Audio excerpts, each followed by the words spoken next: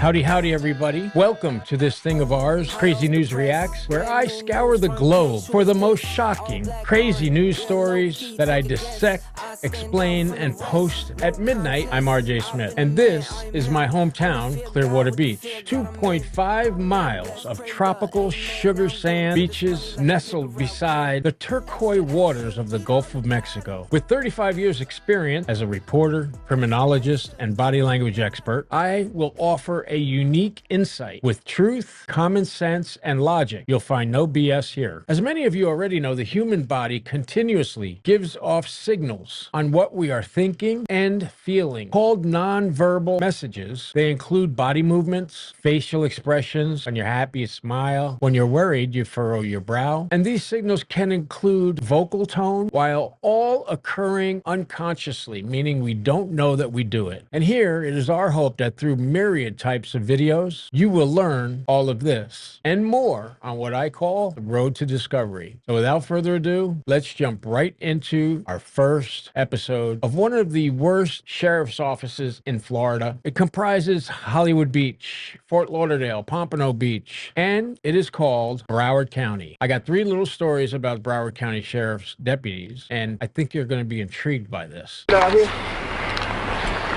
And a district car. It's moments like these that led to a 2-year investigation, ultimately getting that BSO deputy fired for using excessive force. And when asked at a later time if he would do things differently, the deputy's response showed no regret. With that and more, let's go to CBS 4's Joel Waldman. He is live at BSO headquarters tonight with the details. Joel? Ellie and Lauren, good evening to both of you. As you said, there was no remorse, quite the contrary actually, which helped lead to the deputy getting fired. It was this blow to the head of a North Lauderdale suspect that helped deal the final blow to Sheriff Deputy Ron Thurston's nearly 23-year career at the Broward Sheriff's Office. Bro, come on, bro. Get off me, bro. Hey. Hey, come on, bro. Get off me, bro. Hey, I'm gonna shoot you. An internal BSO investigation found Deputy Thurston used excessive force back on April 1st, 2020. At one point, pressing his knee on the suspect's neck despite complaints of discomfort. You stupid, man. You stupid. BSO finding the deputy had every chance to de-escalate the situation, choosing not to. A gun was found during a pat-down of the suspect. Excessive force is something Sheriff Gregory Toney made it clear he will not tolerate. I've said time and time again that when deputies do the right thing, I'll have their back and support them. Conversely, when deputies are accused of stepping out of line, they'll be investigated and, when necessary, held accountable for their actions. Ron, tell the truth! Ron, tell the truth! Deputy Thurston was in the news about 2 months after his controversial arrest for posting a critical social media post about diversity in the department. His sister had this to say at the time. I don't think that the sheriff likes my brother very much for speaking his mind. Now, BSO revealed during its investigation that when asked if he could do things differently in the future, Thurston said, "I probably would have killed him right there and we wouldn't be sitting here talking about it." Now, back in 2020, the state's attorney's office declined to file criminal charges against Deputy Thurston. Reporting live from BSO headquarters, Joel Waldman, CBS 4 News.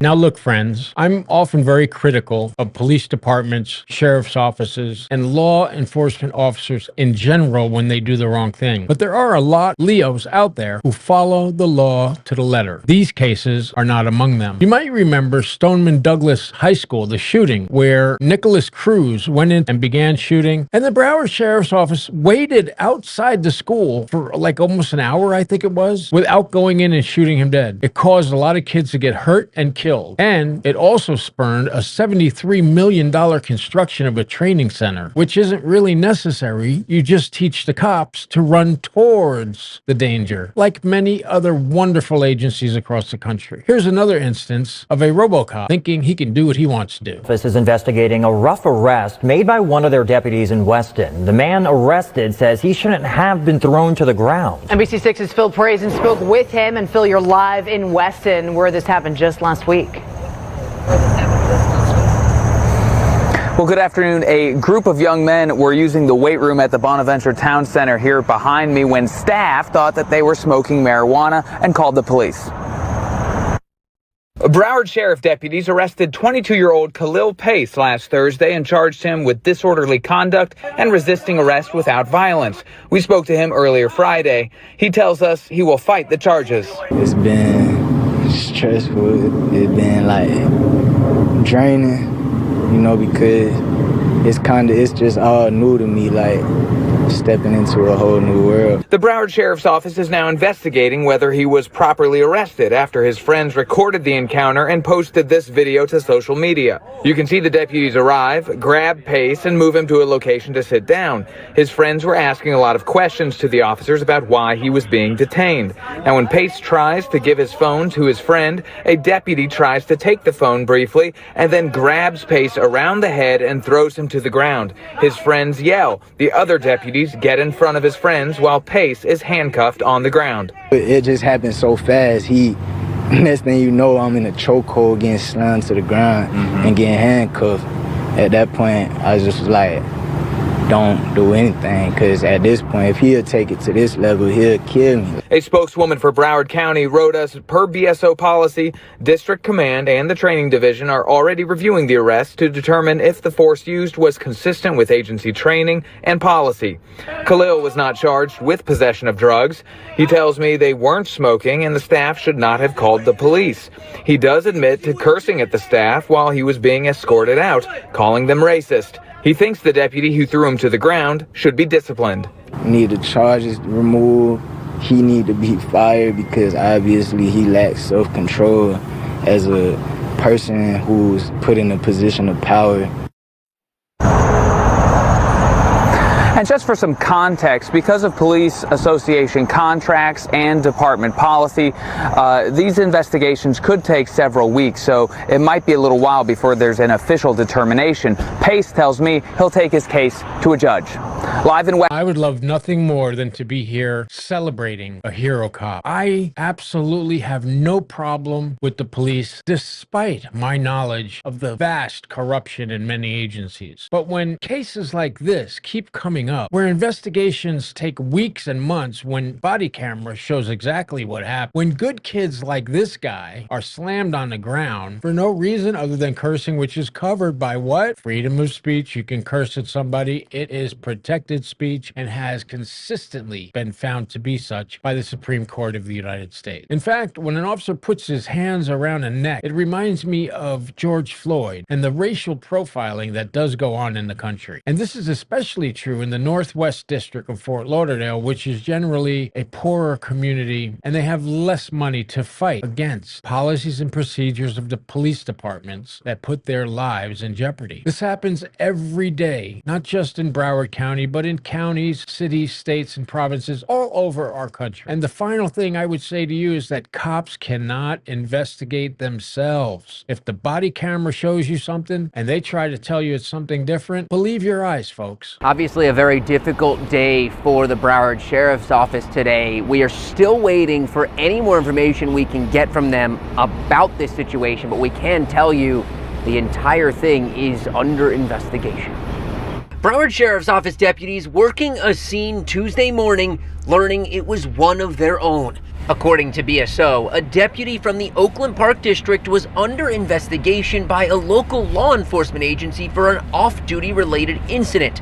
We're told by a law enforcement source that deputy then called 911 on Tuesday morning and asked to have officers sent to his location in Pompano Beach, right near the Hillsborough Inlet. But when they arrived, they found him dead from a self-inflicted gunshot wound. Sky 10 was over that area, right along the rocks that separate the inlet from the sand and the homes nearby. Local 10 went by the deputy's home where there were several people gathered, but no one came to the door to comment. So we are told the deputy's family is aware of what's going on. In fact, our source told us that his brother arrived on the scene right around the same time the deputies did this morning. We are waiting for more information, as I mentioned, from the Broward Sheriff's Office. As we get any updates, we'll let you know. live at the... So look, about 180 or so officers, deputies, LEOs commit suicide every year. In fact, more than 1,200 knocked themselves off. In fact, from 2016 to 2022, close to 1,300 cops had killed themselves. Why? That's because hundreds of police officers are arrested every year for the same kind of crimes they go out and arrest other people for. In fact, a study at Bowling Green University in Ohio says that of 6,700 arrests, on average, police officers are getting arrested around 1,000 times per year. Most of these are for assault, simple battery, theft from drivers, but you also have very serious crimes like sex-related police crimes. 1,475 arrests. Alcohol-related crime like DUI, vehicular manslaughter, things of that nature. About 1,400 arrests. What about drug-related crimes? Possession, trafficking. 739 arrests. Violent police crime, more than 3,300 have been arrested. And get this, for profit-motivated theft by police, more than 1,600 cases have been prosecuted, including 1,400 officers. Well, thanks for hanging out with me today, folks. I hope I taught you something. Get ready for the live streams. They're coming up really soon. I hope you enjoyed this. We will see you right back here in the next video. Don't forget to hit the like, the subscribe. Go ahead and share this with your friends and comment. All of that helps our algorithm explode and more people are able to enjoy our content. Thank you. And don't forget, if you want to buy me a coffee at buymeacoffee.com, which I really appreciate because this stuff keeps me awake. The link, of course, is in the description of the channel. See you later. Extra, extra, read all about it. Extra, extra, read all about it.